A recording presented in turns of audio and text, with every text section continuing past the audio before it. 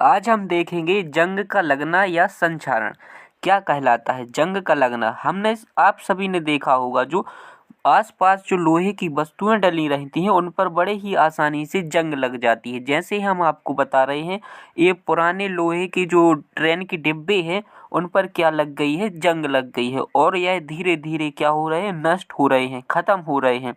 और भी उदाहरण देखी होंगे, जैसे लोहे का जो गेट लगा रहता है, जहाँ से पेंट हट जाता है, बानिस हट जाता है, वहाँ पर भी आपने जंग को देखा होगा।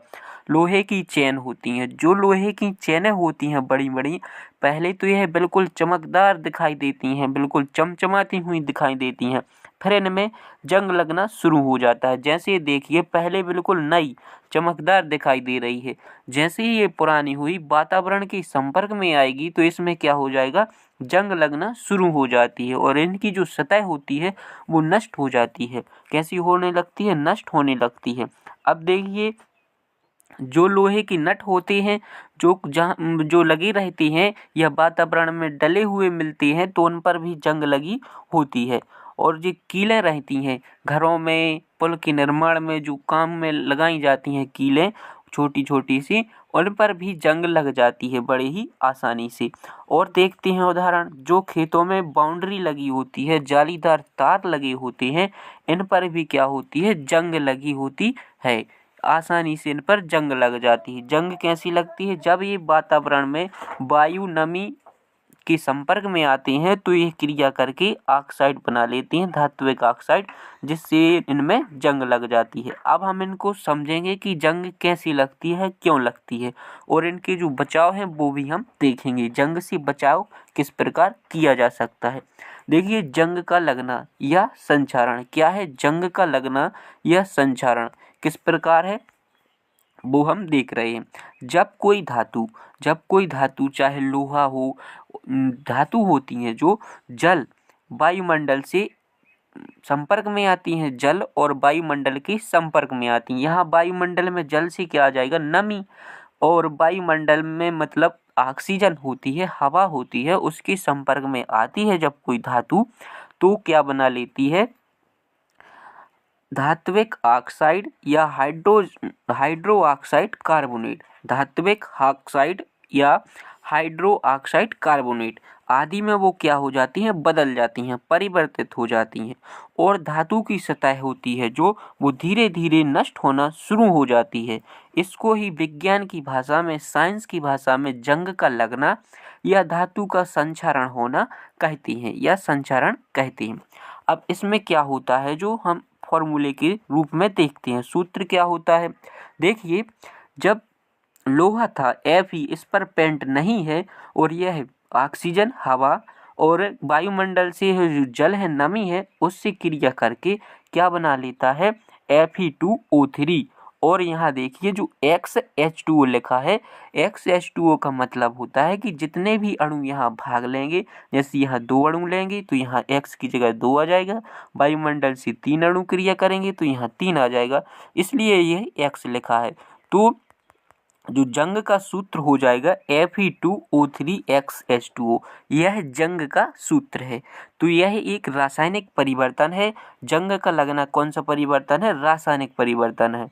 और जब जंग लगती है तो इसके जो धातु के भार में क्या होती है, वृद्धि होती है। क्या होती है, वृद्धि। अब देखते हैं, तो जंग लगने से बचाने के लिए या संक्षारण को रोकने के लिए कुछ उपाय हैं, वो आप करेंगे तो उसमें जंग बहुत कम लगेगी या जंग लगने की चांस वो कम हो जाएंगी। जैसे लोहे पर जंग लगने से बचाव के लोहे की सतह पर क्या कर सकते हैं, ग्रीस, तेल, पेंट आदि लगाया जा सकता है ताकि संक्षारण से बचाया जा सके। वातावरण के वो संपर्क में नहीं आएंगे तो वो क्या हो जाएंगे, जंग से बच जाएंगे। देखिए, पहला उपाय क्या है, अन्य धातुओं के साथ मिश्रित करके या मिश्र धातु बना करके। जैसे अन्य धातुओं के साथ हम इन्हें आपस में मिला दें, मिश्रित कर दें। कैसे मिला देंगे, जैसे लोहे या स्टील को हम कम क्रियाशील धातु के साथ मिला दें, जो कम क्रियाशील करती हैं, मतलब कम क्रियाशील होती हैं, जो ऑक्सीजन और नमी से क्रिया कम करें, उनके साथ हम मिला देंगे तो संक्षारण से बचाया जा सकता है। अब कम क्रियाशील धातु कौन सी है, तो जैसे क्रोमियम, कौन सी धातु हो जाएगी, क्रोमियम या मैग्नीशियम। ये दो धातु इनके हम उपयोग करके इन्हें मिश्र धातु बना करके इनके साथ क्या किया जा सकता है, अधिक क्रियाशील पदार्थों का जो संचारण है उसे रोका जा सकता है। क्यों? जो क्रोमियम है और मैग्नीशियम है ये कम क्रियाशील हैं। अब हम इनकी जो परत है इनको जब हम अधिक क्रियाशील धातुओं के साथ मिश्रित करेंगे तो उनका जो संचरण वो कम होगा। अगला उपाय क्या है?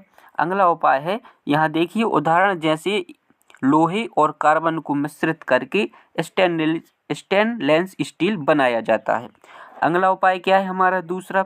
अन्य पदार्थों की परत चढ़ा करके, जैसे कोई पदार्थ है उस पर हम अन्य पदार्थ की क्या चढ़ा दें, परत चढ़ा दें, तो यह वातावरण के संपर्क में कम आ पाएगी और जो धातु की सतह पर जंग का लगना है वह उससे हम बचाया जा सकता है। देखिए तो इस विधि में क्या होता है, धातु को वायुमंडल के संपर्क या जल आदि से बचाने के लिए धातु की सतह पर है जो उसकी हम परत चढ़ा देते हैं तो संचारण से क्या हो जाती है, रक्षा हो जाती है। जैसे लोहे को जंग या संचारण से बचाने के लिए हम उस पर क्या लगा देते हैं, तेल, ग्रीस, पेंट आदि की हम क्या चढ़ा देते हैं, परत चढ़ा देते हैं। पेंट या तो हम बार्निश कर देते हैं या ग्रीस लगा देते हैं, तेल की परत चढ़ा देते हैं जिससे लोहे को जंग से बचाया जा सकता है। अगला देखिए तीसरा उपाय हम क्या कर सकते हैं, जंगरोधी पदार्थ। कुछ पदार्थ जंगरोधी या जंग विरोधी होते हैं या संरक्षण विरोधी कहते हैं इनको भी।